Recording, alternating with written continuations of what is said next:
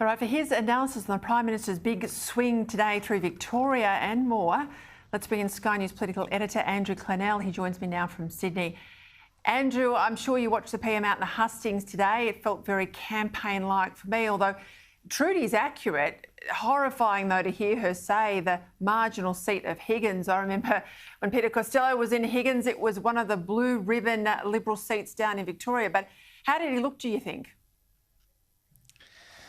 Well, I mean, I heard your editorial. Scott Morrison likes to talk about each way Albo, who looks like they're walking both sides of the street now. That's his difficulty. I mean, he was in Hunter, the resources region, selling resources, admittedly hydrogen, and then he's in Higgins saying, get yourself an electric car. So, look, Scott Morrison's obviously started a campaign 7 months early. He's making gnocchi and spring rolls, for goodness sake, in the hope that he can do Albo slowly.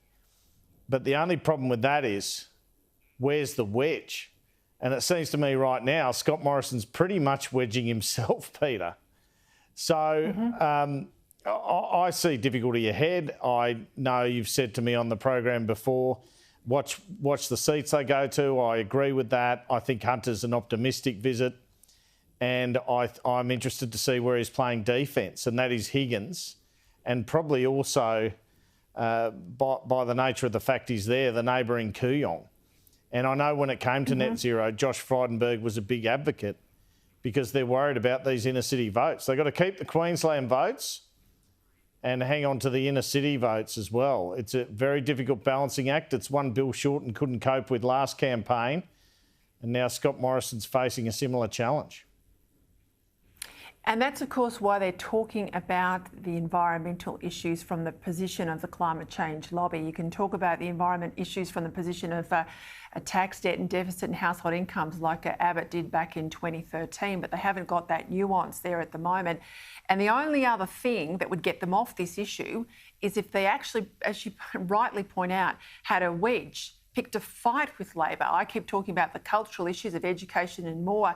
And I know that Alan Tudge is really valiant on this issue, but they're not opening up the vein. I mean, this is absolutely where Morrison is desperately in need of a fight with Labor to get off these issues that I regard as Labor territory.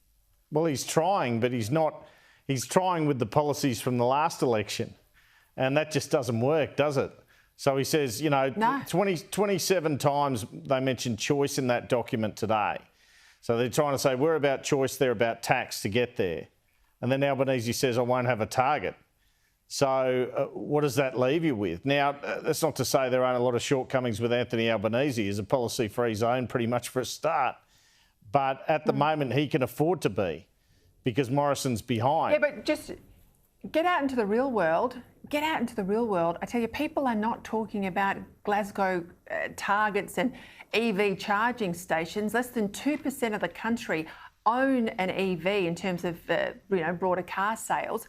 The number one car last time round, if I remember rightly from last year, is a pickup truck, right? An Australian version of a US pickup truck. So this is not where the punters are at. The only way he's going to win is if he's on the same page as the mum and dads are down there on the Saturday at the soccer practice with their kids. That's his sort of home ground advantage, but he's not talking to them. You know, he's trying to talk to leafy old Higgins. Well, he's got 7 months. I think you'll actually see more net zero announcements this week. And I think this is actually the plan they were going to go with if he didn't go to Glasgow. That's the sense I get from it. They were going to say, look, I'm about net zero back at home. So no doubt he wants to get this out of the way while Glasgow is going on, try and get some goodwill out of those leafy suburbs and then move to a more traditional area. But he just doesn't really have that strong platform at the moment. He tried with the nuclear subs. We've talked about how far that is out into the ether. And then Labor sided with him on that. He didn't want that. So he's looking for the wedge. And at the moment, it's only his constituency that's wedged.